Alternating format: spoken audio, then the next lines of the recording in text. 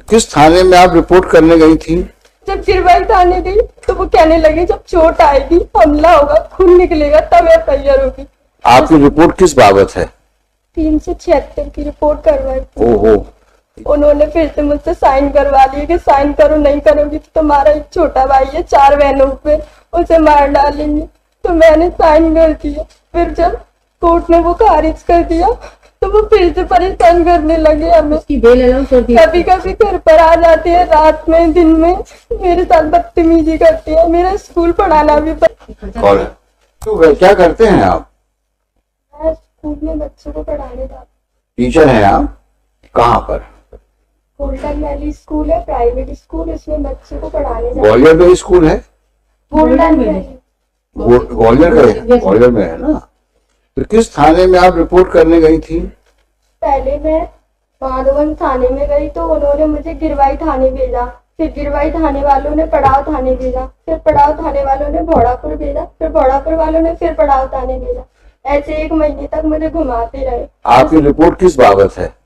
376 की रिपोर्ट करवाई। ओहो, ये कब की घटना है?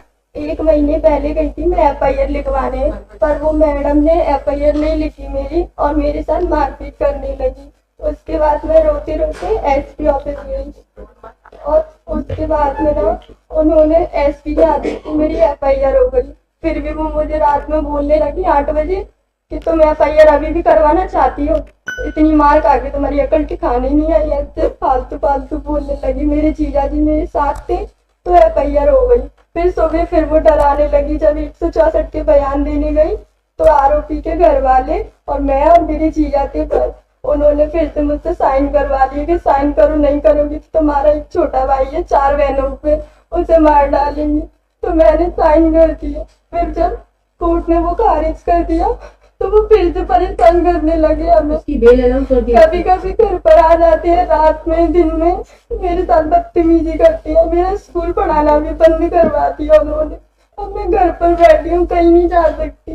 जैसे सहमति यानी सैंपल के लिए गई तो लड़के पीछा कर रहे हैं, स्कूल जाती हूँ तो पीछा कर रहे हैं। कभी भी घर पर आ जाते हैं मारने के लिए।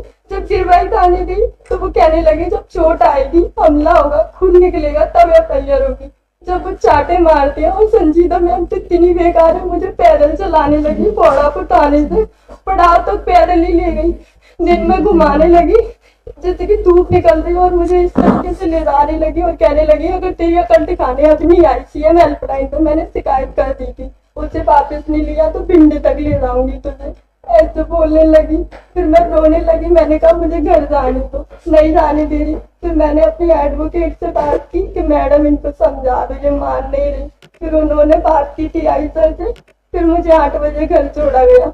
मेरी मम्मी भी रोने लगी, कहने लगी तो छोड़ दे, तो क्यों पड़ी है उनके पीछे, वो उस मैडम ने तेरा कितना कर दिया। फिर मैंने कहा तुमने उनसे पैसे लिए है ना इसलिए तुम मुझे मारती हो।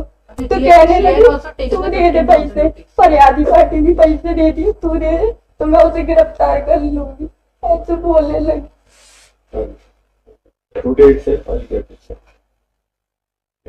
Very alarming. Today itself. And Lordship, accused is released on bail. Whatever Even problem and including FIR and all this, it will be completed by 4 p.m. today. And the misbehavior I'll put, aspect also has to be very seriously looked into. I have heard. Tell your assessment. You heard everything about her predicament. And Look at her helplessness. Ensure that every possible action is taken on her complaint, and such officials who have misbehaved with her are taken for task. I'm posting it on Monday. This one Monday. Madam, you submit the complete chart of the composite 5 reports.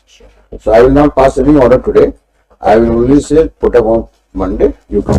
Let her also come on that day. Lordship.